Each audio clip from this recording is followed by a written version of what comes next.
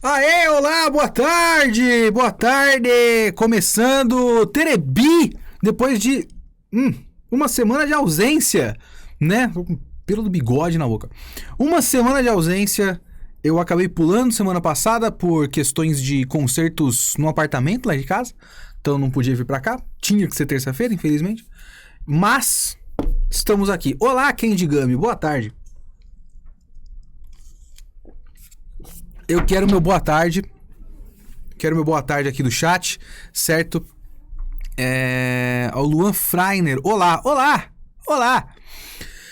Eu vou... Ó, leitura da água. Que bonito, leitura da água. Apesar que pode ser tanto uma coisa esotérica quanto realmente a Sabesp lendo o medidor de água e fazendo a conta, né? Bonito pela riqueza de sentidos. Rafael Bach fala aqui de Suni, beleza. Senhores, eu vou precisar da ajuda de vocês um pouco, sabia? Porque, assim, semana passada eu sabia que eu não ia poder ir na terça-feira e eu sempre assisto... Meus bonés ficam sempre meio torto na cabeça. Eu sempre assisto as coisas meio em cima, sabe? Porque a memória não funciona direito, né? Então, se eu tiver assistido o episódio um dia antes, as coisas ainda estão na cabeça, certo? Mas eu assisti tudo torto na semana passada e agora eu tenho que mais ou menos falar de todos esses, né? Eu tenho que falar... só o Isekai Oji-san, o Isekai do tio, que pela Netflix só teve um episódio, que foi o 4. Mas o Lucifer eu tenho que falar do 6 e do 7, o Licorice Recoil do 7 e do 8, e do Overlord do 7 e do 8, né? Eu vou conseguir? Não sei. Porque, por exemplo, eu vi esse episódio agora do Overlord, que eu vi agora, né? E eu entendi mais ou menos... Porque Overlord é daquilo, né? Overlord você tem que lembrar um bagulho que foi 7 episódios atrás e tal. E certas coisas eu não consigo me importar em Overlord. Aí eu tenho certa dificuldade, entendeu? Então eu vou precisar da ajuda de vocês, ok? Eu vou começar pelo Lucifer, porque eu sei que o Lucifer acho que tem menos pessoas acompanhando, então é melhor eu começar pelo Lucifer. Pra ser justo, esse episódio de hoje de Overlord foi meio complicado, já que eles pularam um arco? What? A gente vai chegar lá, você vai ter que me explicar isso, cara. O arco do filme. Ele seria agora? Que coisa estranha. Então, do reino da teocracia, a gente vai chegar lá e eu quero que você me explique isso, porque essa é uma parte que me deixou confuso, de fato. Então, vamos lá. Vamos começar pelo Lucifer, porque eu acho que tem menos pessoas acompanhando e eu posso passar rapidão por eles. Antes, vou até fazer contar pra vocês de uma decisão talvez polêmica da minha parte. Talvez. Provavelmente não. Provavelmente ninguém vai ligar. Olha, o Gil acabou agora o podcast. Então, depois deste episódio, vocês fiquem de olho no feed lá do Spotify ou no site do Geek Here, que vai sair o Kitsune da semana 90 sobre Sandman, hein? Fiquem de olho. O Gil só conseguiu terminar agora por questões que ele teve que resolver da vida dele também. Certo? Decisão que eu tomei ontem, uma decisão administrativa que eu tomei ontem, que foi... Eu larguei o Yurei Deco. Alguém ainda assistia Yurei Deco? Eu larguei. Por quê? Eu tava atrasado nos animes. Eu tinha que ver 2 episódios do Yurei Deco e 1 episódio do Butchigire. E eu falei pra vocês do Butchigire no começo, né? E o Butchigire, ele é divertido. Eu gosto do Butchigire. Tipo, ele é uma bobagem. Sabe o que eu fiquei pensando muito em Butchigire? Eu não sei se vocês... Só pra ilustrar aqui, deixa eu... Butiguirê! Butiguirê! Será que tem algumas imagens de Butiguirê aqui que eu possa mostrar pra vocês? Só pra deixar exemplificado do que eu estou falando. Eu fiquei pensando muito em o que é e como funciona a Butiguirê, e eu cheguei à conclusão de que o Butiguirê seria muito melhor se ele fosse um shonen de luta genérico de mangá mesmo. Sabe, se ele saísse na Jump, se ele saísse na Magazine, alguma coisa do tipo. Porque ele tem muito, cara. Assim, se vocês ouviram os meus podcasts de Demon Slayer, caramba, eu vou deixar uma imagem aqui só pra ilustrar pra vocês, porque eu tô procurando imagens no Twitter, né? Cadê? Aqui. E é muito engraçado como metade do Twitter tá postando essa duplinha no Butiguirê. E eu nunca ouvi falar desses dois. Vamos lá. Boa tarde, Robotnik. O Twitter amou esta cena de Butiguirê. Se vocês estão assistindo, vocês sabem do que eu tô falando. O Twitter amou! Amou! Não vejo ninguém falando desse anime. Então, se vocês ouviram os meus podcasts sobre o Demon Slayer, Kimetsu no Yaiba, eu falo um pouquinho no Demon Slayer que eu acho ele um mangá absolutamente genérico e normal. Ele é normal. Ele não deveria... Ó, primeira interação, Giancarlo, boa tarde.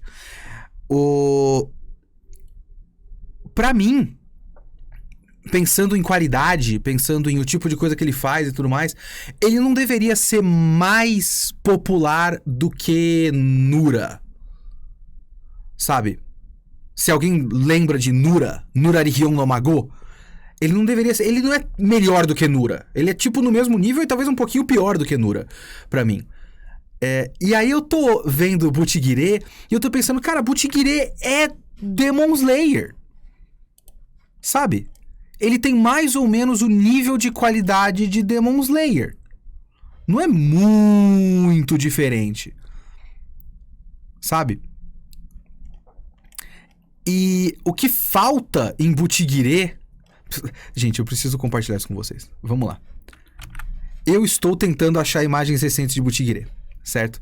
E aí eu baixo, aí tem esses aqui.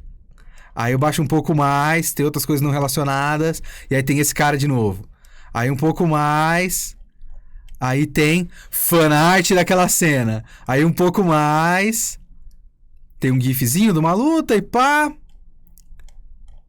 Por algum motivo tem umas coisas aqui de Butiguiri. Ah, deve ter alguma coisa desse jogo aqui. Ó, Cooler Final Form. Aí eu acho um pouco mais. Aí de novo, print dessa cena. De novo, gif dessa cena. Gif não, vídeo dessa cena. Mais fanart. Eu pensei que é o cara que tava... Depois ele terminou.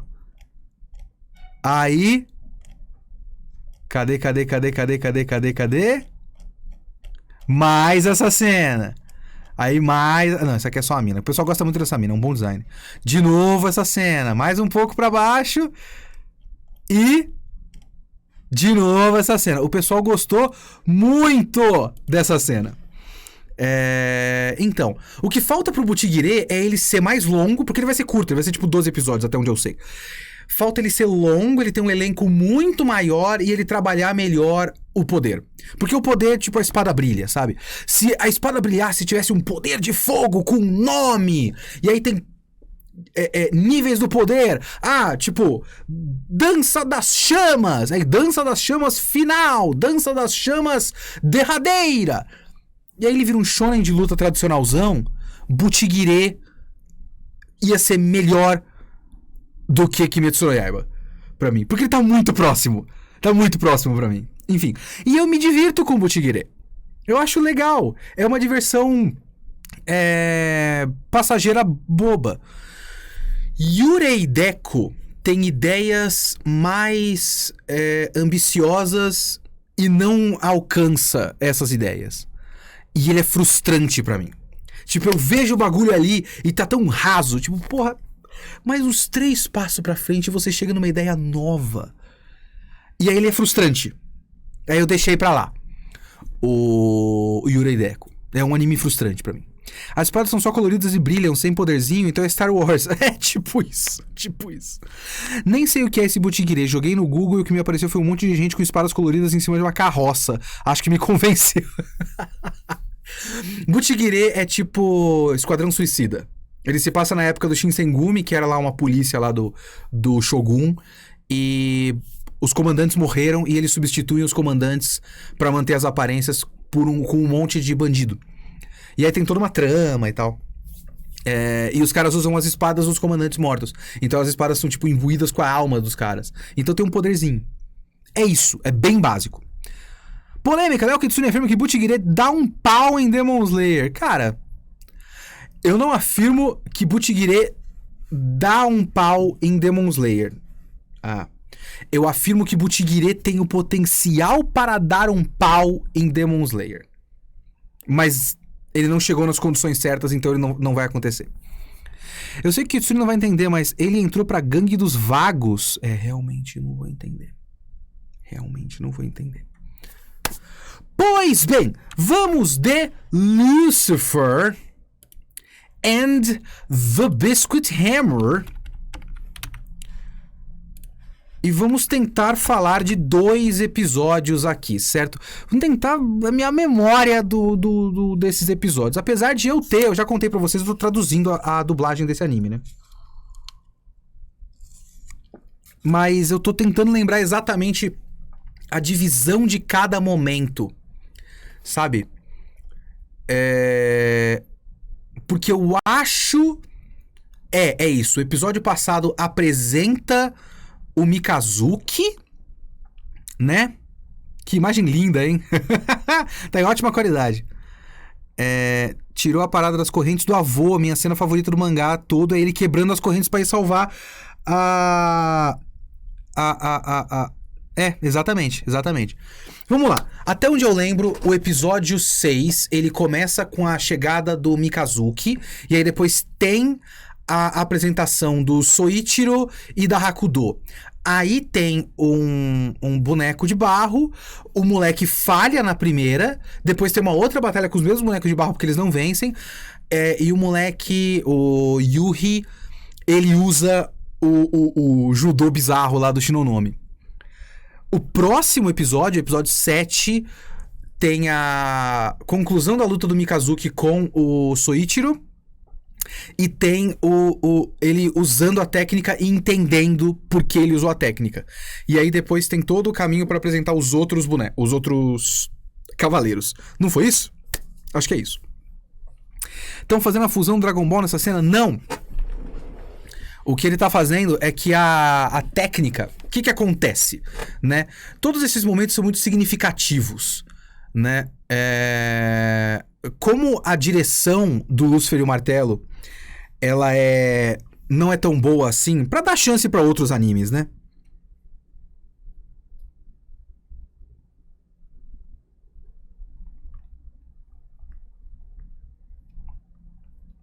Rapidão, gente. Tô vendo coisas aqui da minha pós-graduação. Irmão do Rangueto é bem chato no começo. Pois é. Vamos lá, vi no Twitter que teve uma pequena cena com boa animação. Cara, isso foi muito esquisito. Muito esquisito. Será que eu consigo achar isso? Peraí. Lucifer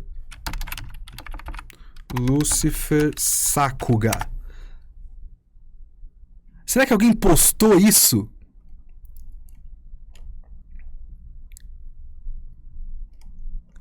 Porque teve uma ceninha de Sakuga no Lúcifer e o Martelo. Se alguém tem... Se alguém tem o link disso... Eu preciso do link disso agora. Hoshi no Samidare é melhor. Hoshi no Samidare Sakuga. Aqui! Esta cena.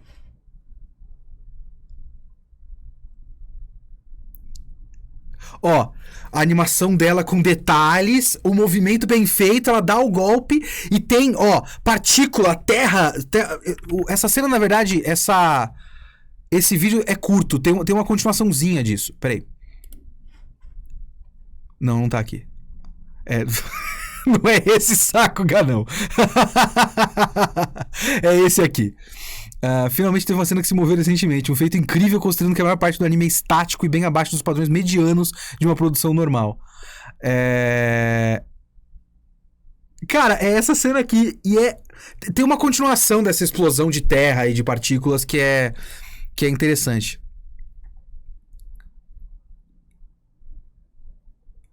E, assim, é bizarro você ver essa cena, porque como o pessoal do Sakura Brasil tá falando, abraço o pessoal do Sakura Brasil, a cena acima foi bem executada, nada a desmerecer ela, mas é triste que isso seja o melhor que temos no projeto.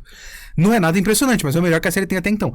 Porque não é tipo, se você vê outras séries com... É só assistir Licorice Recoil, por exemplo. Mas pro nível da animação do Hoshino Samidare é bizarro. Então vocês vão ficar vendo este clipe em loop. É isso que vocês vão ver agora. Ai. Então, isso aqui é o começo do episódio 7, inclusive. É a conclusão da luta e tal, porque o Yuri não exatamente vence, né? Enfim. Aqui, pronto. Voltamos. É engraçado porque existe uma diferença entre a sensação de tempo de leitura e a sensação de assistir um anime. Até por conta de ser... Olá, Danone de abacaxi. Olá. Então, o que eu ia dizer? Existe uma diferença no feeling, né? E no tempo, assim. Eu falei no podcast, eu fui até contestado por um leitor que falou que eu tava arranjando desculpas. E eu até entendo de onde o cara tirou que eu tô arranjando desculpas. Eu tentei o melhor que eu posso me explicar o que eu quero fazer.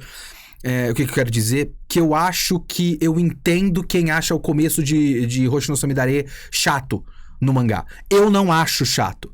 Mas o tipo de escolha que ele teve que fazer, que eu entendo por que ele tem que fazer e que eu não achei chato na minha leitura, pode fazer com que as pessoas achem que é chato.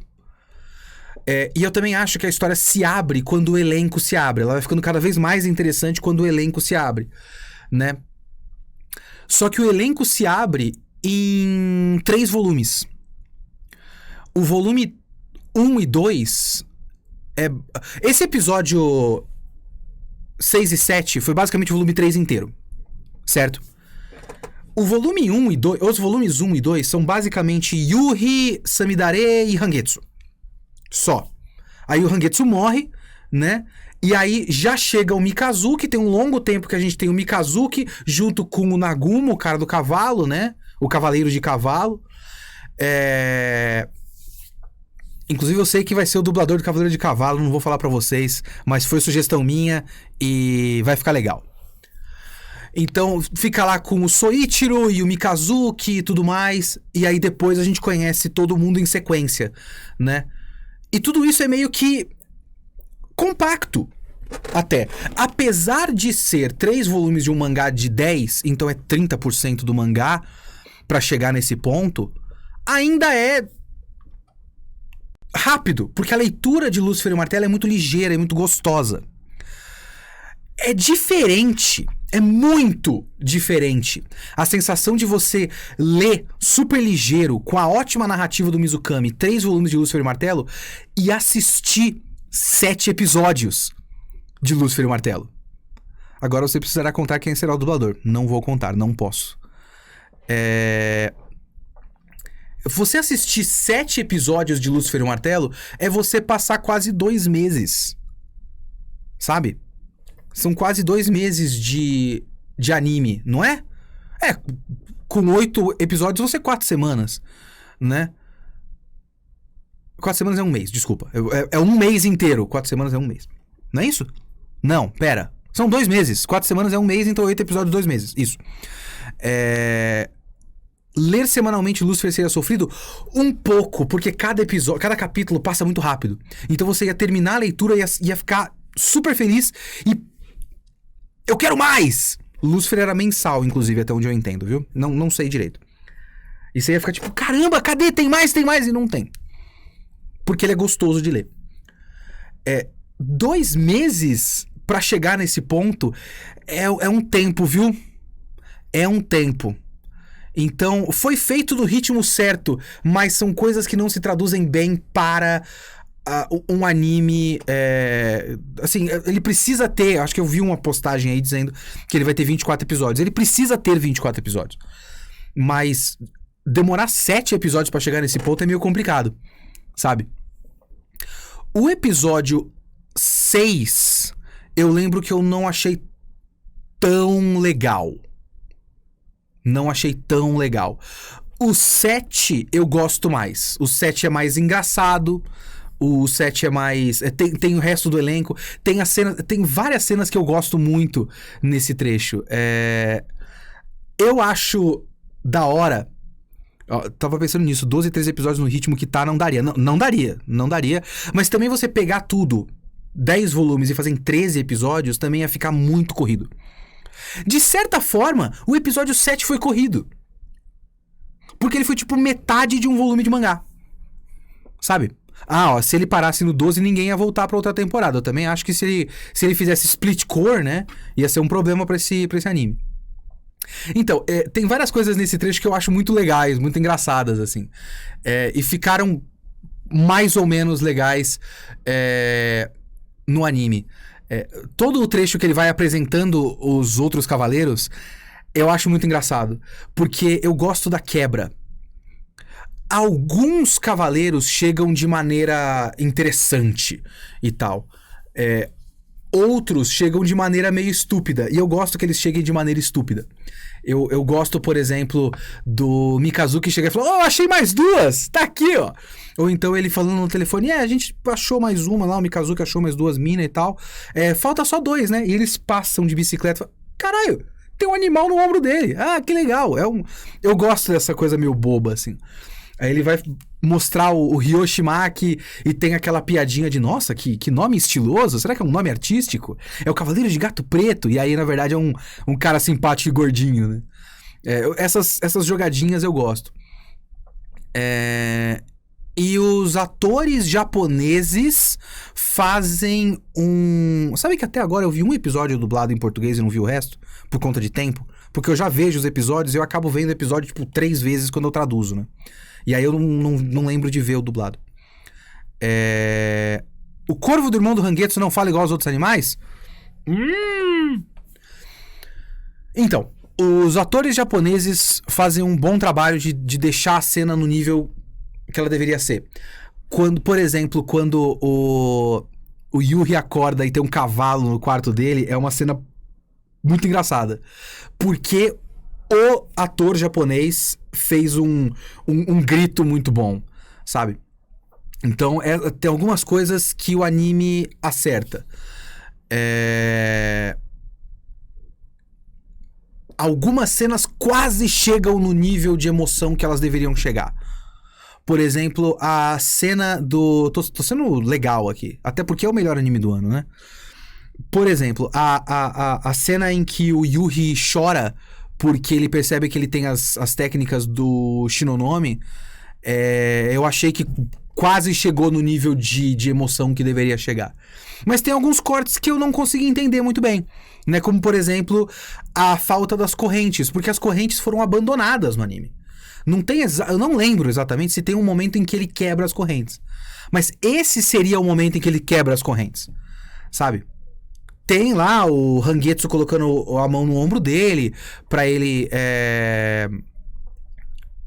ser um herói, mas faltou quebrar a corrente e quebrar esse ciclo. Desse jeito, o ciclo meio que foi abandonado e você tem que pressupor, né, que ele foi concluído, mas faltou o símbolo da conclusão, sabe?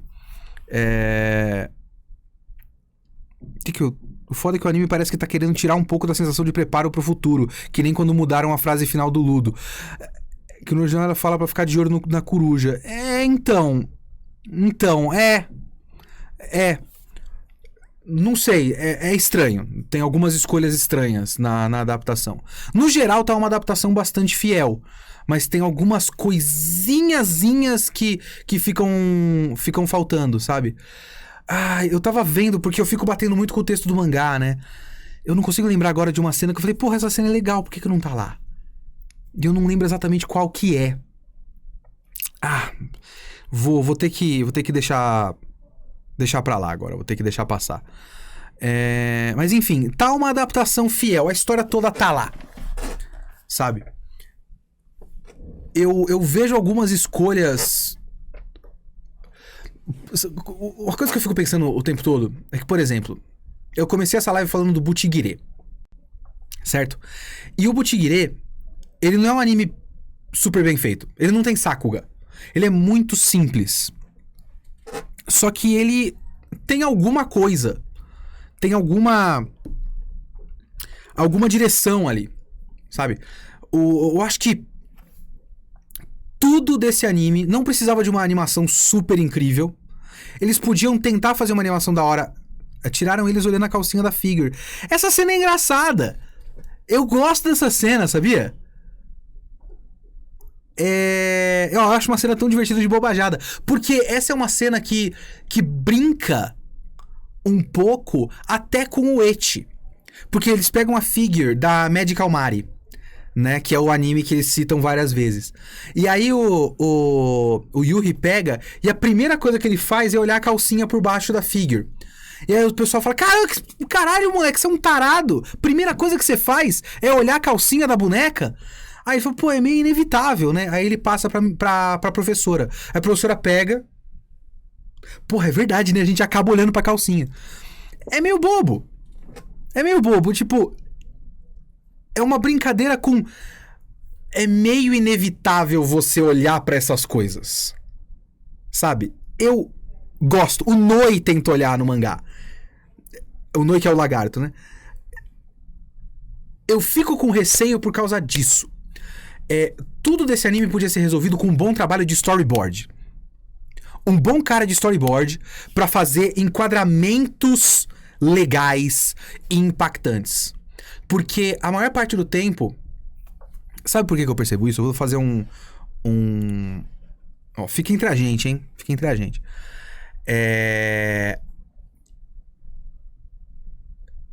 Eu traduzi outros dois animes, né? Eu traduzi Skate the Infinity e Plunderer antes desse. Se vocês não conhecem Plunderer, deixa eu mostrar Plunderer pra vocês. Plunderer. É o meu, até hoje, maior papel na dublagem, na minha vida.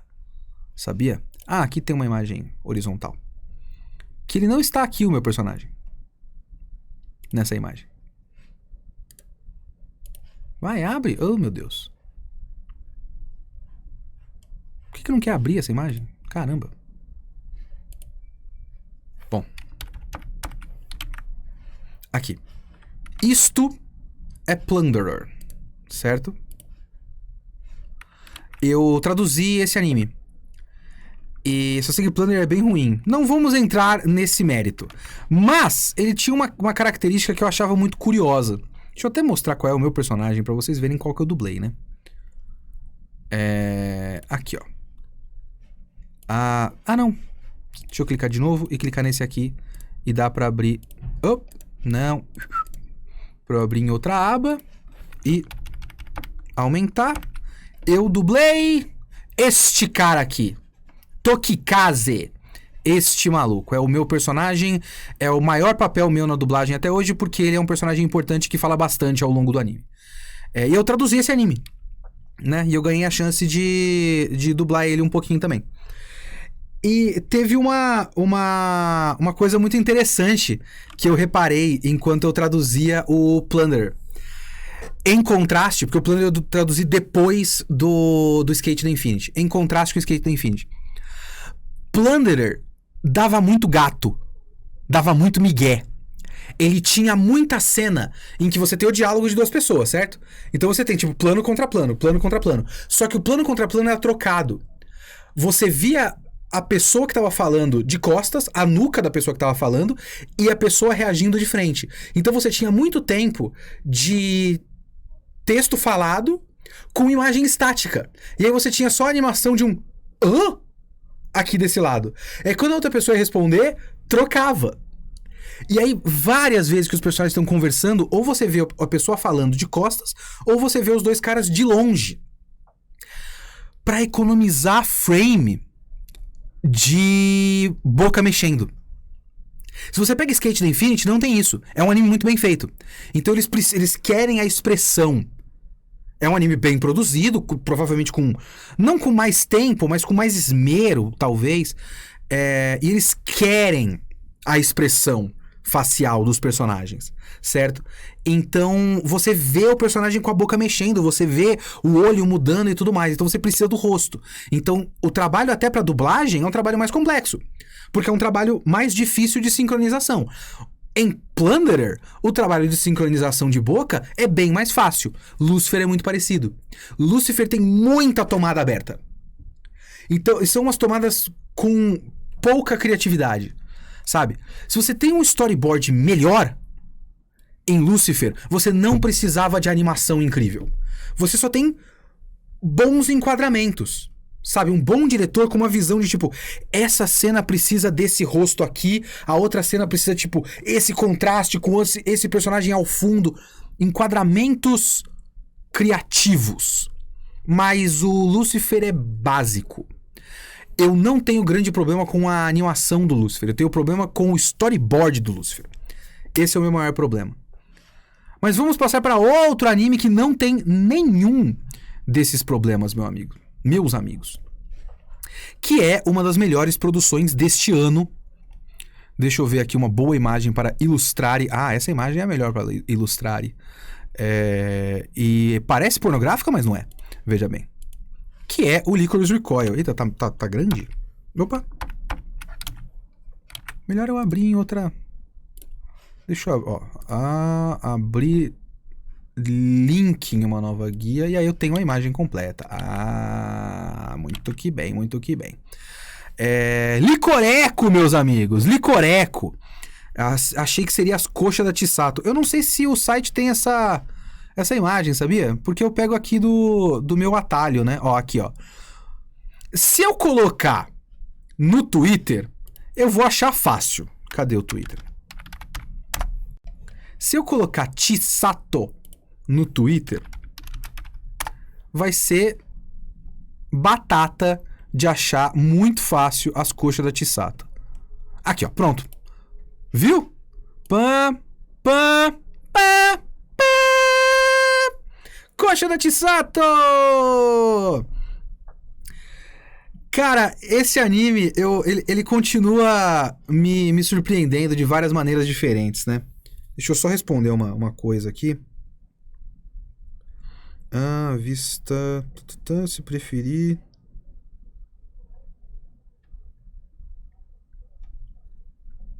Nossa. Era isso? Acho que era isso, então.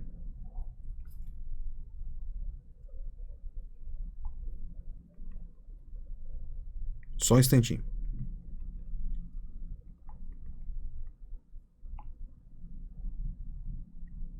Ok. Esse anime continua me surpreendendo, né? Porque, ó, acabou de falar do impulso da calcinha de boneca e olha que acabou de... Impulso da calcinha de boneca. Exatamente. É verdade. Muito forte. Muito forte. Tem muito valor. É engraçado. Esse anime continua... Eu continuo achando esse anime muito engraçado. Porque... O que a gente teve no episódio passado, né? Eu já falei isso várias vezes e eu vou ter que continuar falando. Esse anime sabe o que ele quer e sabe o que a gente quer, né?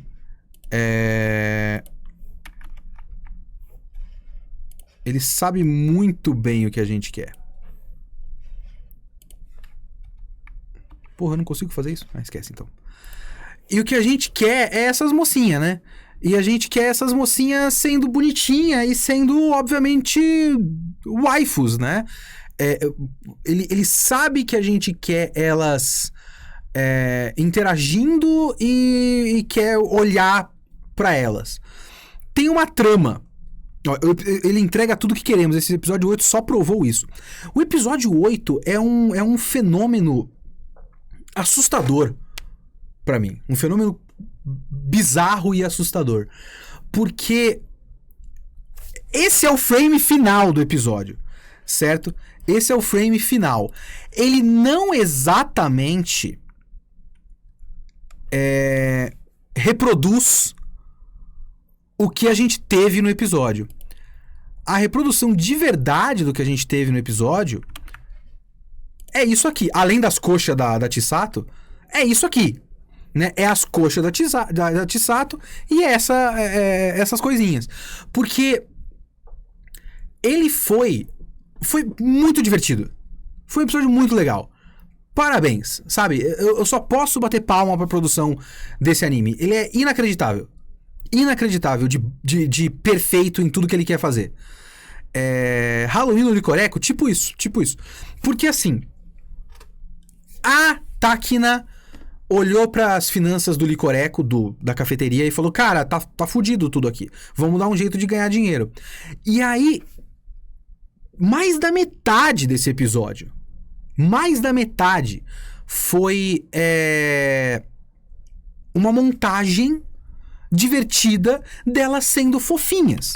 Você tem elas numa festinha de Halloween das criancinhas. Você tem a Takina inventando um doce que parece um cocôzão, que todo mundo acha muito gostoso, mas ele viraliza porque fala, nossa, esse cocôzão é muito bonito, muito gostoso. Venham para o Licoreco comer o cocôzão também. Sei lá que porra que é, parece gostoso, sei lá, é tipo um pudim com mousse de chocolate em cima, era um bagulho assim, né? E que ela fez num formato que parece um cocô e ela não tinha percebido que parece um cocô. E foi só um slice of life, como falado aqui no chat. Ó, é o Keion da década. Talvez ele seja, cara. Ele é tipo, ele tem tudo que o Keion sempre teve e tudo que o Keion sempre foi muito bom de fazer, mais cenas de ação mais bem feitas do que a média de uma temporada. Ele tem ótimas cenas de ação. Porque esse episódio teve até que elas fazem vários serviços. Além de fazer o Halloween das criancinhas do orfanato, da creche, sei lá, e fazer doce de cocô, também tem uns serviços que são tipo serviço de agente secreto, né? Agente de deter uns malucos por um pagamento lá, servir de guarda-costas. E aí tem uma cena que é, tipo, simplesmente sensacional a animação. Simplesmente sensacional. O cara vai dar um tiro nela e os caras animam com perfeição. Aquelas coisas bem Jack Chan, que ela pega a arma, gira e aponta pro cara de novo, dá um tiro no joelho, dá a arma de novo pro cara e fala, e aí, vocês vão pagar? Para de palhaçada. Aí o cara vai lá, aponta pra ela de novo, dá um monte de tiro, ela desvia com a cabeça, tira a arma do cara de novo. É maravilhoso! É maravilhoso! É bizarro! Ao mesmo tempo que tem uma trama acontecendo. Só que, como é que eu posso dizer isso? É estranho. Pra mim é muito estranho. Eu sei que tem KO com propaganda. Eu sei.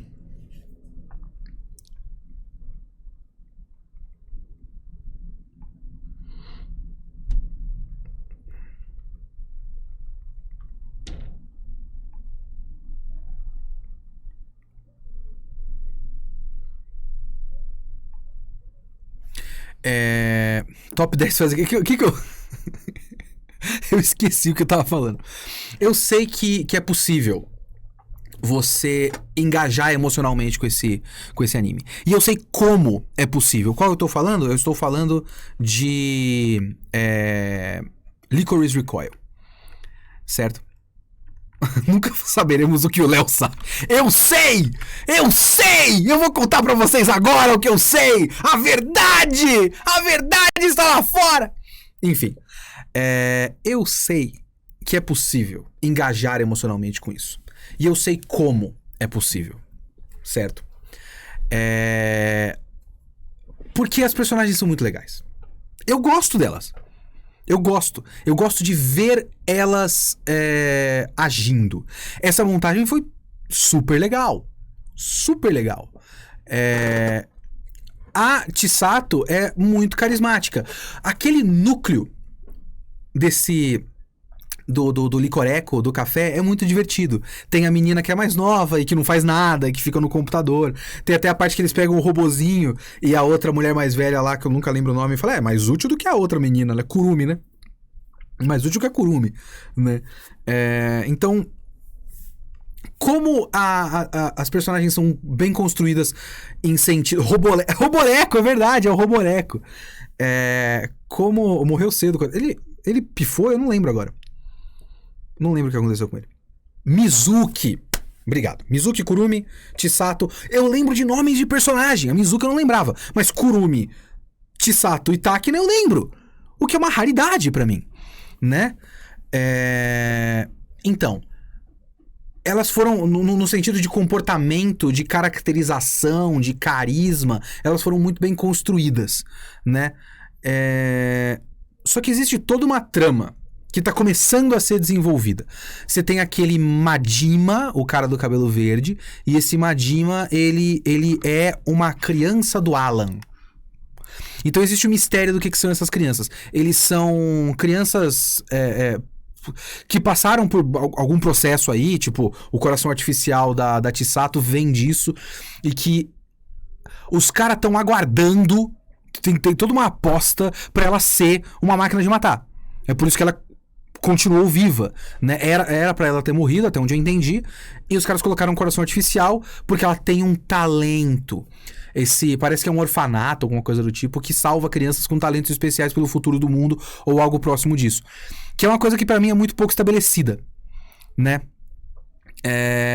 Tipo, é uma coisa que é citada, mas talvez se a gente visse mais disso e visse outros personagens com outros exemplos de talento, a gente conhece dois, a gente conhece a Chisato e o cara de cabelo verde, o Majima.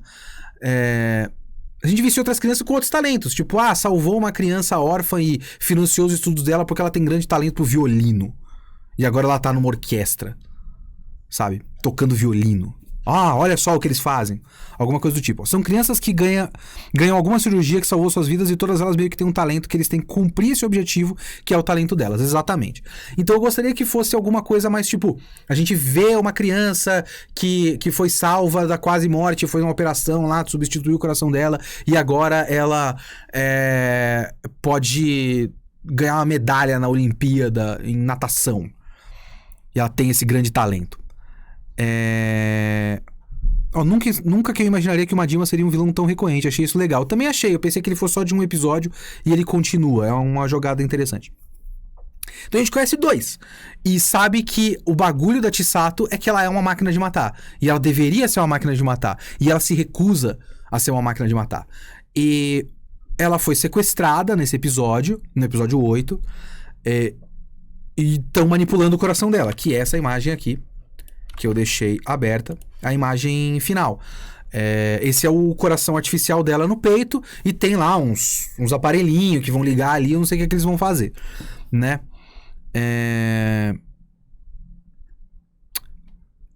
Só que eu estava... Como é que o Dark Chisato vem aí? Tem o pianista que aparece no noticiário quando Mika e o cara loiro estavam conversando no bar. Falam que ele é um virtuoso do piano. Nossa, é verdade. Eles citam isso vendo a TV. Porra, sei lá, coloca... Faz o personagem. Vamos inserir o coração do Dom Pedro nela. Pode crer. E é um anime monarquista, né? Agora que ela tem o coração de Dom Pedro, ela é o novo Dom Pedro! Retorno da monarquia no Brasil! Vamos jogar ela no Brasil, né? Vai ser louco. Então, ele não é propaganda pra polícia, ele é secretamente monarquista, né? Enfim, eu estava esses dias numa... De vez em quando acontece isso comigo. Não sei se vocês estão ligados do Red Letter Media. canal Red Letter Media. Gosto bastante do Red Letter Media e eu gosto mais do Best of the Worst, que é o programa deles sobre filme ruim. Mas eles também têm a review de filme normal. E eu vi hoje um que eu tinha esquecido, eu tinha pulado, porque eu tinha a ilusão na minha cabeça de que eu ia assistir o filme.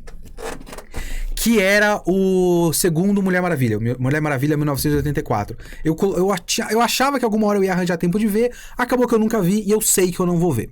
Aí eu vi a review, dane-se. E tem uma coisa que eles falam nessa review, que eu acho que é dessa review, que é muito legal. Que ele fica falando várias vezes, tipo, tal coisa é meio idiota, mas tanto faz. Não importa. Tal coisa não sei o quê, mas tanto faz. É filme de herói, não importa. E aí ele fala, ele constrói isso pra chegar no fim e fala, mas alguma coisa tem que importar em algum momento, né?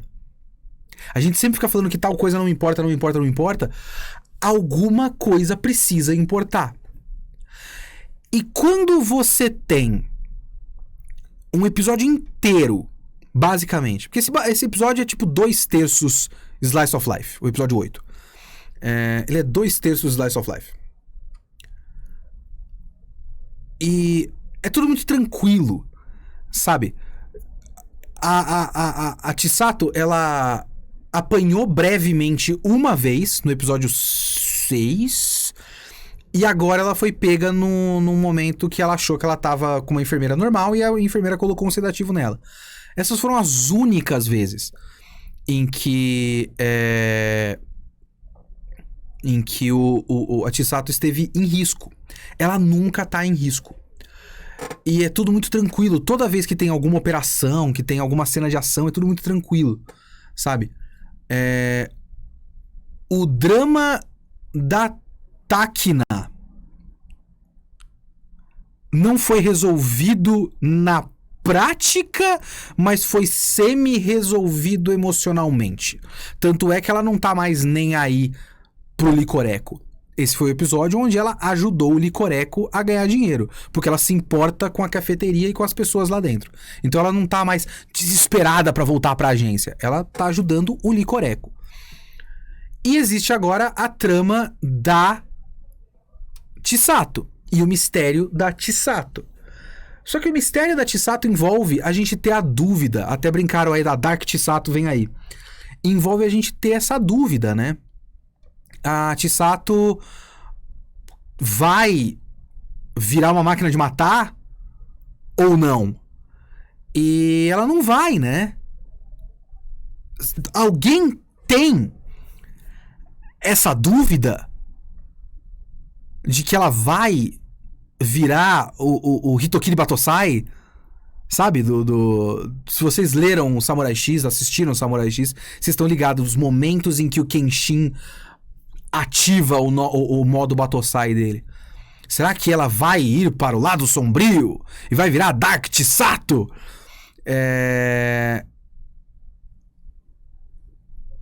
E não vai. Talvez em algum momento, no penúltimo episódio, alguma coisa do tipo. Mas é um drama que já começou resolvido pra mim. Sabe? Eu não sei.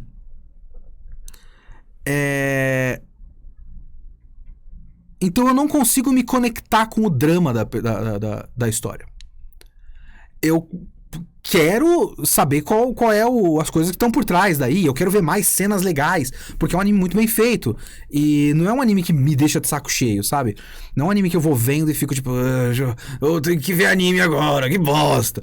Não é. Às vezes tem uns animes que são assim. O Yurei Deco era assim, eu larguei.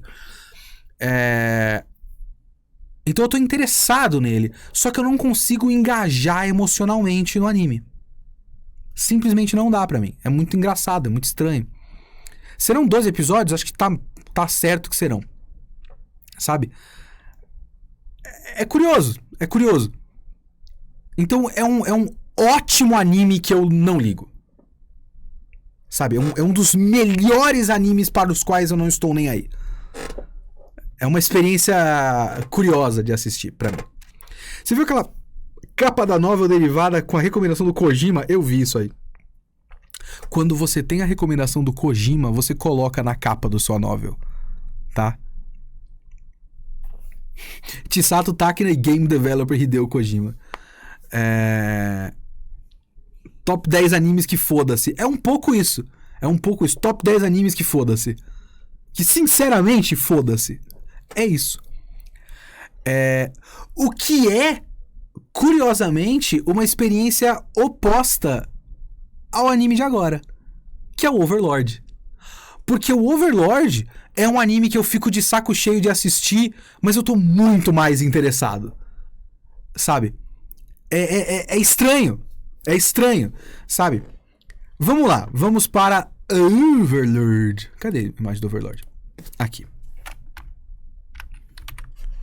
Vamos para Overlord. Certo. Nada a ver. Não é importante. Vamos lá. Vamos lá. O episódio passado foi mais uma daquelas coisas muito convenientes. É mais um daqueles momentos que eu não consigo muito bem entender por que esse negócio... Eu consigo, mas me deixa triste, na verdade. Entender por que esse negócio é tão famoso. O que aconteceu no episódio passado? O episódio passado foi o seguinte... Eles estavam indo em direção àquele reino dos dragões de gelo, ou algo próximo disso. Porque tem alguma coisa no reino dos dragões de gelo que é relacionado com as runas e sei lá. E aí tem toda uma piadinha dos dragões, e aí manda um dos dragões menores, que é filho do dragão patriarca, e esse dragão é um dragão meio bosta, que é um dragão gordo, o único dragão gordo que tem, e que não sabe lutar, e que é covarde, e aí eles dominam o dragão na base do medo, aí chega lá e... Sabe o que é foda isso? Eu não sei. Amigo, piada com gordo em plano 2022? É anime, meu amigo. É anime. Amigos especialistas em Overlord, por favor, eu preciso da sua ajuda. Acho que é o Kendigami e o Vassalo, né? Me digam duas coisas. Eu vou fazer mais perguntas. Me digam duas coisas. Uma é o nome daquela magia que ele pega o coração. É Grasp Heart. Lembrei. Grasp Heart! Ele já tinha usado... Essa é a segunda dúvida. Ele já tinha usado Grasp Heart antes? Porque eu não lembro. Já? Ok. Eu não lembro direito. No primeiro episódio... Nossa senhora. É um problema pior do que eu esperava, inclusive. Porque essa é a magia... Sabe quando você tá jogando um jogo de carta e você faz a brincadeira que você tem a carta de ganhar o jogo? Pague 2 manas, vire essa carta, você ganhou o jogo. Essa é a magia dele. É a magia de matar o inimigo. É tipo o Exódia, exatamente. O Exódia, pelo menos, você tem que pegar 5, 6 cartas e tudo mais. Só que ele tem uma magia que é tipo... Eu tenho uma magia que eu consigo esmagar o coração do cara à distância. Grasp Heart! Sabe? Essa é a magia do cara. E ele chega e ia usar naquele dragão. O dragão fala, não, por favor, eu me submeto. Aí ele chega no dragão líder. Grasp Heart! Tchá! E aí matou o cara. E todo mundo, meu Deus! Desculpa, é nóis! Eu sou o seu servo! E aí ele pega os dragões... Eu acho que ele nem usa os dragões contra aqueles lobos com a Goa, né? Ele só usa a Shoutier. E a Shoutier chega, coloca a armadura e fala... eu tenho que matar quantos? Vocês têm 100 mil? 60 mil? Tem que manter 10 mil, né? Tá, então tem que matar uns 50, tá? Solucionamos a situação? Vocês estão agora do nosso lado? Beleza, vambora. Yay! Então, por mais que tenha aqueles momentos da piada central de Overlord, mesmo que a gente consiga ver o negócio através da piada central de Overlord, às vezes fica um pouco chato de assistir, sabe? Então, esse episódio 7 foi um episódio meio que me deu sono. O episódio 8 também me deu sono. E é foda, porque ele foi um episódio consideravelmente melhor para a trama do Overlord, mas ele me deu um pouco de sono. Porque agora a gente, como já tinham adiantado aqui no chat, a gente... cara, essa cena do extermínio dos Quaggoas é uma decepção tão grande pra mim, porque era uma das minhas cenas favoritas da novela e foi super mal adaptada. Eu não consigo imaginar como essa cena pode ser boa. Eu não sei o que a novel pode ter feito. Deve ser, você tá falando, eu acredito. Mas eu não consigo imaginar o que a novel pode ter feito pra essa cena ficar boa. Sabe? Na nossa cabeça é foda. Então. Já tinham me adiantado aqui no site que aquele nobre, Montserrat, o nome dele, ele seria muito importante. Agora ele foi, né? Ele quer ganhar moral. Vamos ver se eu entendi. Ele quer ganhar moral e aí ele chega e ataca o comboio de comida do reino feiticeiro que passa pelos territórios de alguns dos nobres. E isso dá uma merda muito grande, porque tinha um plano que eu nunca entendi direito, de fazer o reino daquele cara daquela princesa sádica e do príncipe gordo de cabelo de cuia. Tinha um plano de fazer esse reino se submeter. Era alguma coisa que ele ia fazer, que ia fazer o reino, ia causar uma guerra civil e ia fazer o reino se submeter pacificamente. E o cara fez essa merda e o reino tá se cagando, e aí tem todo um diálogo lá da Albedo com todo mundo e com o Ainz. Mas o Kenji Gami falou... na novela é pelo ponto de vista do líder dos Quaggoas, é um capítulo de super... Se você contar... Overlord fica consideravelmente melhor quando você vê as coisas pelo ponto de vista de pessoas de fora de Nazarick. Consideravelmente melhor. Agora você me pegou. É verdade. Porque aí você tá vendo um domínio bizarro, uma força da natureza. Imparável. Aí você tem uma história interessante. Agora, tipo, o que a gente tem que fazer? Tem que vencer? Então eu vou vencer. Ui! Ganhei. E se não é o Ainz fazendo isso, é todos os outros, né? Todos os outros. Ele pode fazer isso com qualquer um. Pega o besourão vai... Ganhei, Ainz-sama! Todos eles. Enfim. Tem alguns momentos muito interessantes. Eu não entendi boa parte do diálogo. Certo? O Kenji falou aqui no chat que eles pularam um arco inteiro porque isso vai estar no filme. E uma das coisas que eu menos entendi nessa temporada a gente já viu a Teocracia. A Teocracia odeia o reino do feiticeiro, certo? Porque são espécies que não são humanas. E eu acho que eles estavam tentando entender como eles podem fazer pra parar o reino do feiticeiro. Ou algo próximo disso. E eles são contra. Eles estavam quase fazendo um acordo lá com o Gilgamesh, que não aconteceu, porque o Gilgamesh foi pego no pulo sem querer.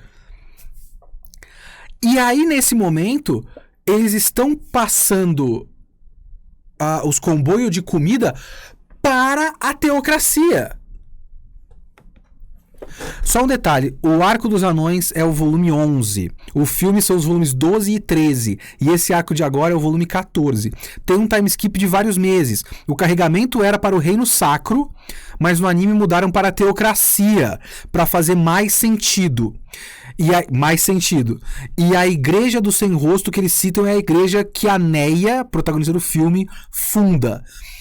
Ou seja, até eles falam, tipo, do Sem Rosto, quem é? O que é Sem Rosto? Alguém fala quando chega o aviso lá, que eles nem sabem o que é, e a gente também não. Eu achei que o Reino Sacro fosse Teocracia. Não é? Eu pensei que fosse só uma questão de terminologia. Tipo, uma das maneiras de chamar a teocracia é reino sacro. Teocracia é reino sagrado. A teocracia é um reino sacro. Eu pensei que fosse só uma questão de diferentes terminologias. Não é. Parece Tokyo Ghoul, né? Que o Tokyo Ghoul raiz lá, Root A, é um final nada a ver, e depois eles fazem o RE pulando uma coisa que nunca existiu no anime, né? Tipo China e os Estados Unidos, eles brigam, mas os Estados Unidos compram iPhone da China. Então, aí que tá. Se o Reino Sacro... era pra ser pro Reino Sacro. Mas por que eles mudaram no anime pra Teocracia? Porque aí faz menos sentido. Não? Ou eu tô maluco? Eu não sei o que é o Reino Sacro, pra começo de conversa. Mas eles darem comida para a teocracia, a não ser que tivesse um outro plano, tipo, vamos criar boas relações com eles pra teocracia atacar o reino e não a gente. Não sei. A única coisa que foi legal nesse episódio é que tem os caras ficam sempre fazendo um plano partindo do pressuposto de que quem fez o ataque foi um gênio da estratégia e como eles vão combater esse gênio da estratégia. E aí o Ainz, o humano, levanta a possibilidade de ser um cara que agiu inconsequentemente porque é meio burro. Porque ele entende... Essa parte é legal. Ele entende como é ser meio burro e impulsivo. Todo aquele negócio, tipo... Eu não sei... Explica pra todo mundo. E ele, internamente... Eu quero que ela fale com detalhes porque eu nunca entendi direito. E aí tem uma parte que ele não entende, ele não quer perguntar, e a Shautir pergunta. Eu falei, obrigado por perguntar, puta que pariu. Então todas essas jogadinhas que sempre tem, que sempre são legais, continuaram legais. E nessa parte, ele levantar a possibilidade do cara ser meio burro e todo mundo, tipo, como assim? Alguém tão burro? Como é possível? E ele só levanta porque ele sabe porque ele é assim. Isso é legal. Porque no anime eles não apresentaram o Reino Sacro. Tá, faz mais sentido porque é um elemento que já existe. Tá, nesse sentido eu entendo a decisão. Mas, Kenji, me tira essa dúvida só pra eu saber se eu não tô completamente idiota aqui. Continua, além do sentido, tirando o sentido de não foi apresentado o Reino Sacro ainda.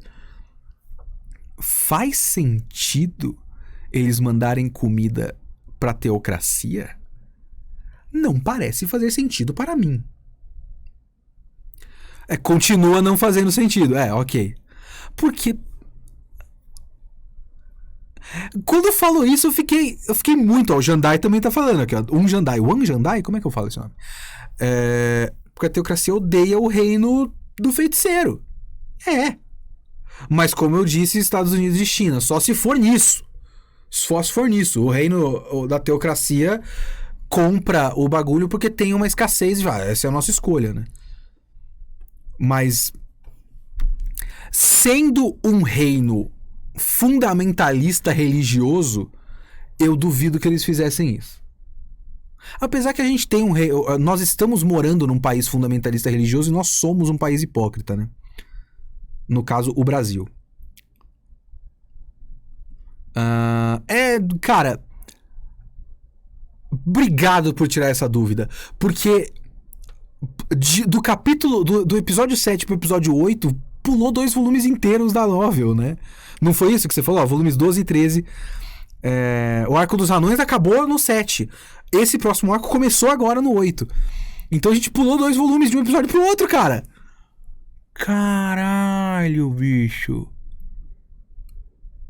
Que bagulho bizarro. Não fazia ideia. Obrigado, chat. Obrigado, Kendi. Obrigado, Jandai. O que eu fico curioso é, Overlord tem algo a dizer ou é só um monte de informação jogada todo episódio? Algo a dizer, não. Mas ele tem uma trama. E ele tem duas... Até onde eu percebo. Tem duas coisas paralelas. A trama daquele mundo e a trama do ponto de vista do cara que entrou no Isekai e tá preso nesse Isekai. E essas coisas correm paralelas. O cara que entrou no Isekai, ele quer reencontrar os amigos de jogo dele. Isso corre paralelamente com ele involuntariamente, contra a vontade dele, liderar um plano de dominação mundial de seres ultrapoderosos e mortos-vivos e monstros. Quando você coloca no papel, é muito da hora. Porque pensa, se você colocasse Overlord com aqueles títulos de novel de hoje em dia, seria alguma coisa do tipo, caí num outro mundo e dominei esse mundo sem querer. É tipo isso. É um cara dominando o mundo sem querer. É uma baita ideia. Uma baita ideia. Só que ela é tão convoluta, tão complexa, que, pelo menos do ponto de vista da novel, a trama de dominação mundial e o fato de ser involuntário é uma piadinha que acontece de vez em quando, e não o centro da premissa. Ele é tipo uma história séria de dominação mundial que de vez em quando te lembra que na verdade ele é um Isekai. E esse cara que tá dominando o mundo tá fazendo isso sem perceber. Sabe? Eu acho que é por aí. Sim, e por sinal já tem quase 2 anos que o Ainz tá nesse mundo. O design da princesa e do guarda lá até estão mais velhos agora. Não reparei. Continuo achando que o Kitsune devia ler a novel quando ele tiver... Com certeza, eu só não vou ter tempo. Ele se empolga mais do que com o anime. Léo, o país precisava passar com as compras onde fica o território do Ainz. Não importa o que é comprado, passa por ali. Tem isso também. Mas é que os caras falam que tem o carregamento... Você tá falando a teocracia, os carregamentos precisavam passar pelo território do Reino do Feiticeiro. Mas é que nesse episódio eles falam que... Eu não sei também se os caras estão com informação errada, né? Que o Reino do Feiticeiro tá criando muita comida, porque ele faz os mortos-vivos capinar lote sem parar. Então eles têm uma concorrência desleal com o resto da capacidade de produção do mundo. Então tem isso, tipo, foi citado nesse episódio que a produção de comida é do Reino do Feiticeiro. Ô, tô maluco, eu já não sei de mais nada!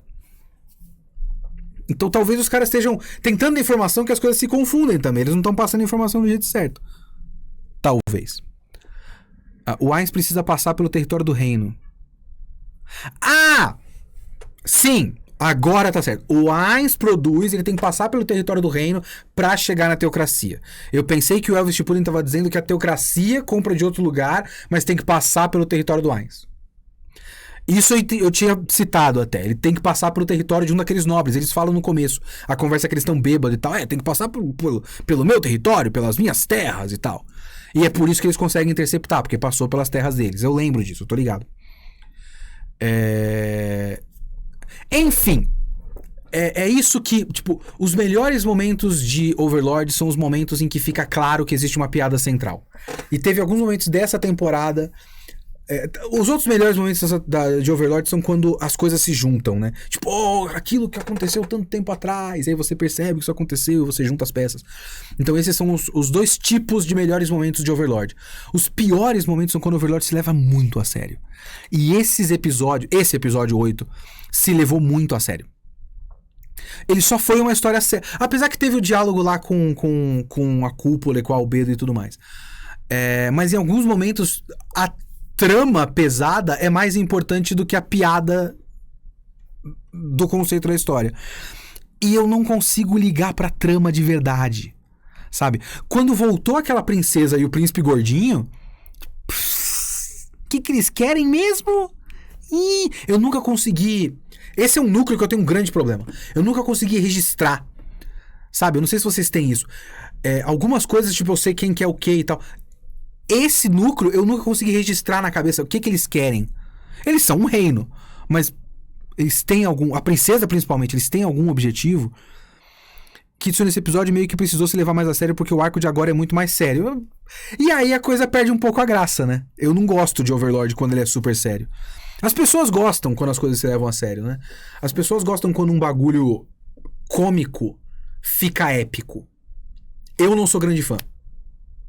Eu acho que Overlord devia ser mais engraçado. Sabe? É que também a direção é tão qualquer coisa que eu não acho que o humor dá muito certo. Eu acho Overlord legal quando eu vejo a graça da situação. E a situação está mais ou menos se levando a sério. Quando ele quer fazer comédia, é ruim. Tipo, aquelas cenas em que... eu quero sentar no seu colo também. Insama. Insama! Sente nas minhas costas, eu serei sua cadeira! O senso de humor de Overlord é uma bosta. Eu não sei se vem da novel ou da direção do anime. Então é ruim quando ele tenta de fato fazer comédia. Então é uma sinuca de bico esse Overlord. É bizarro, é estranho. O One Punch Man se perdeu nisso. O do Murata, exatamente. É o que eu já argumentei várias vezes. O One Punch Man do Murata se perdeu várias vezes faz tempo como uma história muito séria. E perdeu a ideia central do bagulho. Bom, cadê? Agora... Deixa eu ver se eu acho uma imagem legal.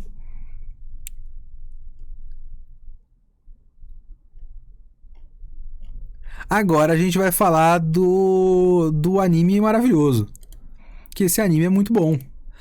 E curiosamente, vamos lá. Isekai Oji-san, o tio de outro mundo, que rolou uma pausa no Japão por 2 semanas. Eu acho que a Netflix reproduziu a pausa porque já saiu lá o episódio 5 e daqui está só no 4. Então, eu fiquei muito puto nessa cena. Cara, assim, esse episódio não foi tão legal quanto os outros pra mim.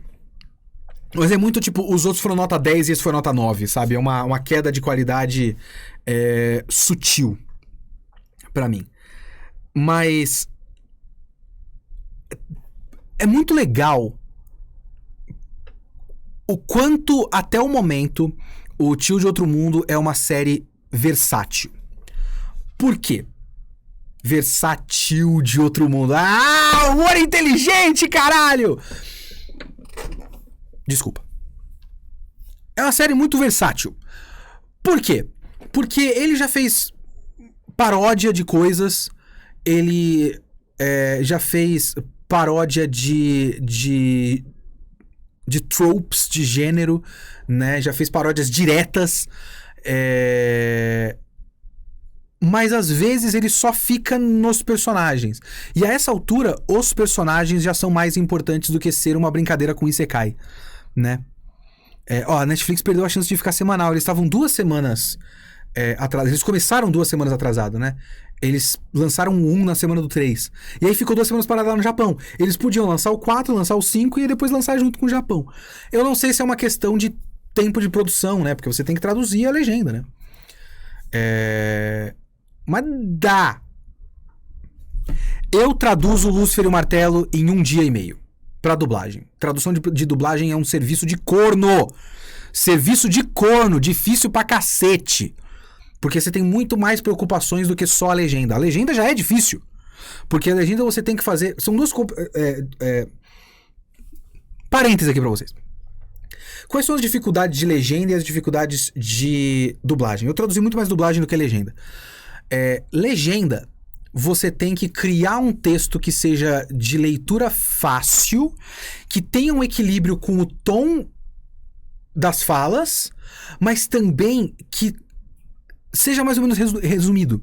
Porque você não pode deixar uma quantidade de caracteres muito grande na tela, porque senão não dá tempo de leitura. Então, às vezes, a legenda não tá exatamente do jeito que o cara falou, a legenda tá simplificada, a legenda tá errada, olha o que falou na legenda e olha o que falou na dublagem, porque são necessidades diferentes. Na legenda, às vezes, você fez a tradução exata do jeito que o cara falou e fica um texto gigante. Ninguém vai ler com o tempo de tela daquele jeito. Então você tem que, tipo, cortar várias palavras, encaixar e você tem que ser conciso. O bagulho da legenda é a concisão. É o exato oposto problema da tradução pra dublagem. Porque a tradução da dublagem é encaixar em boca. Então, você realmente tem que... Idealmente, né? Idealmente. Eu já traduzi. Eu já dublei... É mais trabalho de corno que traduzir pra quadrinho? Traduzir quadrinho perto de dublagem. Traduzir quadrinho. Mamão com açúcar. É lindo. É lindo. Só que também você, por conta de não ter muitas das restrições, apesar que quando você traduz quadrinho antigo, você tem restrição de espaço. Hoje você tem menos restrição de espaço. Com menos restrição de espaço, exige-se mais fidelidade e precisão no texto. Os outros não dá pra você ser preciso na sua tradução. Porque um você tem que resumir e o outro você tem que inventar. Eu já dublei algumas vezes uns textos que estavam muito secos. Então se você fosse dublar apenas o texto que veio do tradutor, não dá. A boca bate muito mais vezes. Mas eu vou dar um exemplo de uma coisa que eu errei e eu levei bronca. No Plunderer. O Plunderer tá aberto aqui? Não tá aberto não. Ah, tá aberto aqui, ó. No Plunderer, voltando aqui no Plunderer. Vocês estão vendo esse maluco aqui, ó? Esse maluco é dublado pelo Bruno Sangregório, que é o Levi do Shingeki no Kyojin. Esse maluco, o Bruno Sangregório também foi o diretor do anime, né? Tem uma cena em que esse cara grita. E ele grita uma coisa muito simples. A tradução básica desse grito seria alguma coisa tipo maldito! Certo? Só que, como não é um anime dos mais bem produzidos, a animação não bate com o texto. Então ele grita maldito com várias... A boca abre e fecha, abre e fecha, abre e fecha. Eu não me liguei nisso. Eu peguei o texto que veio pra mim na outra língua e coloquei maldito! Exclamação. Você não precisa escrever maldito, o cara sabe que vai ser gritado. Certo? Aí o Bruno Sangregório até fez uma brincadeira. Que ele pegou o cara batendo boca pra mostrar pra mim, cara, eu preciso de mais sílabas, dá uma olhada nisso. E aí ele pegou, eu não tenho mais esse vídeo, mas ele pegou e dublou, em vez do maldito, ele dublou, como é que é? Você me fudeu nessa, Kitsune! Um bagulho assim, porque tem várias sílabas, né? E eu dei muita risada, mas foi uma bronca, porque eu fiz errado. Então você tem que olhar o texto e tem que pensar, não, pera aí. Eu fiz a tradução para o português, tem 2 sílabas. O cara bateu boca 3 vezes. Eu preciso de uma palavra de 3 sílabas. Às vezes eu preciso de uma palavra que termine com A. Porque o cara faz um grito de A e não O. Sabe? Então você tem que pensar nessas coisas. É um trabalho de corno. E você tem que, tipo, ficar de olho no negócio de fundo, porque às vezes... Legenda, por exemplo. Quando tem um monte de gente falando no fundo de um restaurante e tem 2 personagens em primeiro plano e você coloca na legenda o diálogo do primeiro plano. Na dublagem, eu tenho que ficar de olho porque, de repente, eu preciso marcar que tem o que eles chamam de vozerio, que é barulho genérico de restaurante, mas eu tenho que ficar de olho, porque de repente vai aparecer alguém na tela, um garçom, que vai falar pra alguém no fundo, aqui, senhor. E eu tenho que olhar, peraí, tem uma boca, eu quero falar alguma coisa. Aí eu tenho que colocar, aqui, senhor, tempo tal, garçom 3, episódio 25. Então tem muitas outras marcações pra fazer que não tem na legenda. É um trabalho de corno. Tradutor de legenda recebe o vídeo ou só o texto recebe vídeo também. É inevitável, você tem que receber o vídeo. Até porque você tem que marcar o tempo que começa a legenda, então você precisa do tempo. Você precisa ver, né? Já dublou algum ator famoso? Não. Não dublei. Eu dublei muito pouca coisa até agora, né, gente? Kitsune vê tudo em primeira mão. Eu... Na verdade, não. A dublagem, por exemplo, Lúcifer e o Martelo, eu tô recebendo no mesmo dia que sai legendado. O legendador vê antes, né? Bom, vamos lá. Deixa eu voltar aqui pro... Não pro Plunderer, mas pro Isekai Oji-san. Vamos lá, o que eu tava falando? Esse é um anime que já entendeu que os personagens sustentam. E a essa altura, ele é menos uma paródia do Isekai e mais uma história de dois caras completamente ineptos socialmente, que não entendem todas as dicas que são... Eles são os caras bitolados, sabe? Eles são dois caras bitolados. E os dois são muito parecidos, apesar de o sobrinho ver as falhas do tio, e o tio não exatamente vê as falhas do sobrinho, mas vê um pouquinho também. Os dois são igualmente ruins com pessoas. Não é só com romance, mas com pessoas. Os sigmas do bem, exatamente. Então é tipo isso, os caras são sigmas do bem. Então eles não pegam os sinais, sabe? E esse foi um episódio... É da hora, porque agora ele pegou uma formulinha, né?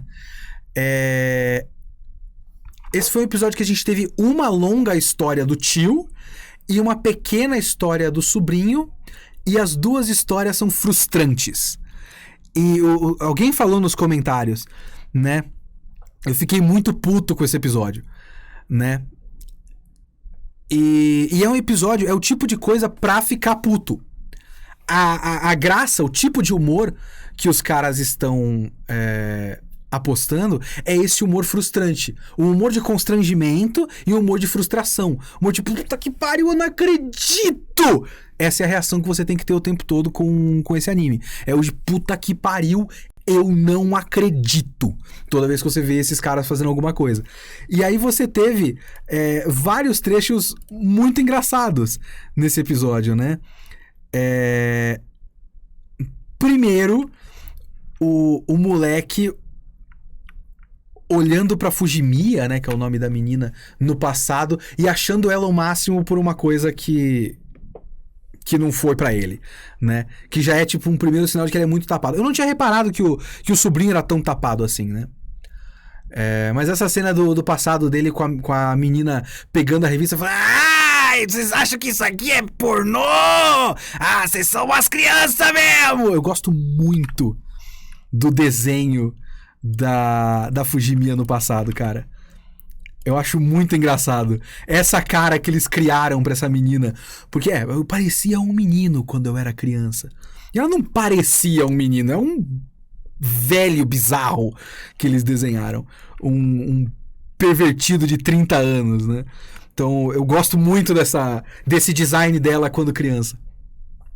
E ela pegando a novel, o moleque tá vendo uma novel com um pouco de eti, digamos. E os moleques, não sei o que, tá lendo pornô. E ela chega e fala, pornô isso aqui? Os moleques são fracos, hein? É muito bom. É muito bom. Essa cena é simplesmente maravilhosa. Agora, eu, por exemplo, fiquei hiper frustrado porque eu acho que eu demorei pra sacar. Entende? Foi tipo um processo muito longo. E eu tentando fazer acontecer da mina que tá querendo se mostrar pro moleque. Tipo, ele me viu pelada. Mas eu quero que ele me veja pelada. Ela chega com a roupa ali só de calcinha e camisa. E aí, não, eu quero que você me veja só de calcinha. E aí ele, tipo, tentando fazer uma espécie de honra de anime. Sabe, tipo, não pode apagar a minha memória, você é tão gentil comigo. E esse foi um momento que, tipo, do tio não foi assim pra mim. Mas desse foi tipo, puta que pariu, moleque! Moleque! Sabe? Porque ele consegue estender a narrativa do bagulho é boa o suficiente pra estender o processo do nosso sofrimento com essa cena. Eu acho que esse foi um momento simplesmente sensacional. Agora, tudo que envolve o tio no outro mundo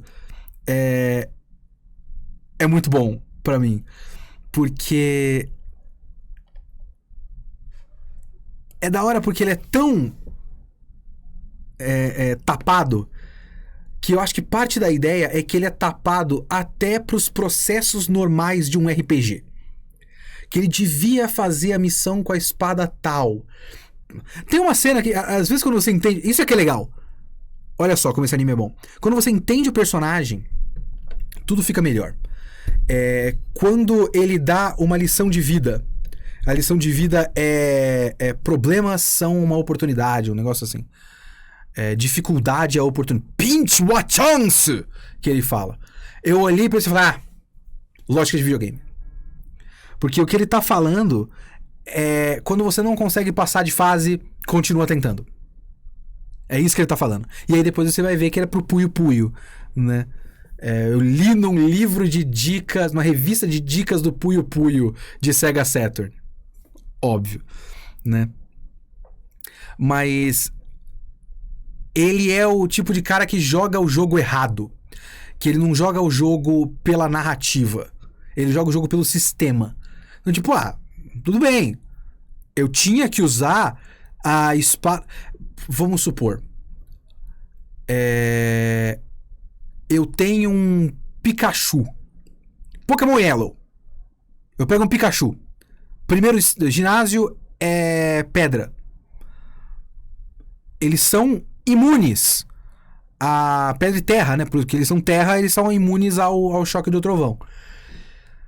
Eu não vou conseguir. Tipo, o que o jogo quer que você faça? Ele quer que você capture outro Pokémon. Quer que você evolua uma Butterfree naquele ponto. Ele quer que você capture um Nidoran. E faça o Nidoran aprender chute duplo. Né? Double kick. Mas e se eu grindar e usar Quick Attack no nível 100? Dá na mesma, não dá? Não, mas aí não vai ter a mesma graça de você explorar. Tipo, poxa, eu não consegui aqui com esse Pokémon. Quais são as outras possibilidades que esse mundo me traz? Não, eu posso só bater, e aí eu consigo. E ele não vive o mundo. É isso que é frustrante e interessante no personagem. Ele não vive esse mundo. E por ele não viver esse mundo, talvez tenha coisas que a gente pode aprender com o tio do outro mundo. Sabe? E você fica tão... Sabe o que isso me lembrou agora de falar? Disso aí? Me lembrou do meu tempo de faculdade. Sabe? Eu fiz USP. Eu não sei se alguém aqui é de São Paulo no chat, ou se alguém conhece a USP. A cidade universitária tem um monte de possibilidades e um monte de prédios, né? Eu fiz letras, eu ficava a maior parte do tempo, obviamente, no prédio da letras, na FEFELESH, a Faculdade de Filosofia, Letras e Ciências Humanas. Eu estudava de noite. E eu chegava cansado do trabalho, eu chegava, às vezes, em cima da hora. Então eu chegava, ia pra biblioteca pegar alguma coisa, ia pra Xerox tirar uma Xerox, ia pra aula. Por um tempo eu saí antes do fim da aula, porque eu morava muito longe e eu não conseguia ver a última meia hora da aula, porque senão eu ia pegar o ônibus muito tarde e ia chegar depois da meia-noite em casa. Então, por um tempo eu saí meia hora antes do final da aula e por um outro tempo eu peguei carona. Eu fiz uma amizade, uma colega minha, e ela me levava de carro. E eu não vivia a faculdade. Eu não passava a tarde na faculdade. Eu não ia tipo, hoje eu não vou pra aula, hoje eu vou pra cervejada de não sei o quê. Tá rolando festa na oceanografia. Eu não fiz aulas optativas em outras faculdades. Eu tentei, eu não consegui algumas e depois eu deixei pra lá e tal. Então eu não vivi a faculdade. Fala a verdade, Léo, todo mundo sabe que a USP só tem putaria e maconha. Eu não vi putaria e maconha. 6 anos! O curso é 5, mas eu tive que fazer uma matéria depois. 6 anos de USP. Nunca me ofereceram um beck. Nunca me ofereceram um beck. Eu sentia o cheiro de maconha. Tava lá fora. Mas eu não tinha o tempo, porque eu trabalhava e eu morava na casa do caralho. Literalmente do outro lado da cidade. São Paulo é gigante. Eu precisava ir da Zona Oeste pra Zona Leste. Eu não vivi o bacanal da USP. O bacanal de drogas da Letras da USP. Eu não vivi. Eu vivi uma realidade onde um monte de gente chegava do trabalho com uniforme de trabalho e sentava, tirava xerox, sentava na cadeira cansado, ficava de saco cheio da aula, pegava o carro e ia embora. Essa é a minha realidade da USP, sabe? Melhor coisa é sair da cervejada e chegar no meio da aula disfarçando o hálito. Nunca fiz isso. Festinha após aula, nunca tive isso, mas era o que eu imaginava que iria existir. Você entende? Talvez minhas condições eram um pouco diferentes do cara, porque era a minha falta de aptidão social não me permitia achar essas coisas, porque eu não sabia com quem falar, eu tinha vergonha, eu não tinha tempo. Ele só não liga, sabe? O tio de outro mundo, ele não liga, não é importante pra ele. Ele tá lá, ele usa as técnicas, o mais interessante pra ele é ter técnicas novas e de vez em quando matar uns monstros. Mas ele só tava esperando pra ir embora. E ele podia ser um grande herói, né? Ele podia viver um romance, uma aventura. E ele...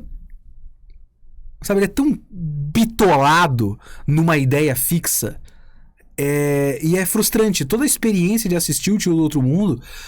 Se esse anime não fosse muito engraçado, como ele é muito engraçado. Eu dou muita risada com ele. Se esse anime não fosse muito engraçado, ele seria muito triste. Porque ele é um drama foda. Pensa. Tira a comédia. É um drama muito triste. De um homem perseguido pelo mundo, sabe? É foda. É foda. Então, mas esse episódio foi muito bom, foi muito engraçado. E eu curti. Mas eu tô admirado mais uma vez, com a versatilidade desse anime e do quanto a essa altura a gente não precisa tirar tantas piadas do Isekai. Tirar tantas piadas de poderes do outro mundo. É legal quando tem a piada dele congelar a mina lá, quando ele derruba o café e tal. É legal quando tem. Mas os personagens já sustentam. Isso é marca de qualidade de roteiro. Então é isso, meus amigos. Muito obrigado pela live de hoje, certo? E ficamos por aqui. Live longa, 1h30, certo? Ficamos por aqui. Depois tem mais live, tem Direto da Pedreira com Haterman. Ok? Abraços, senhores. Até depois.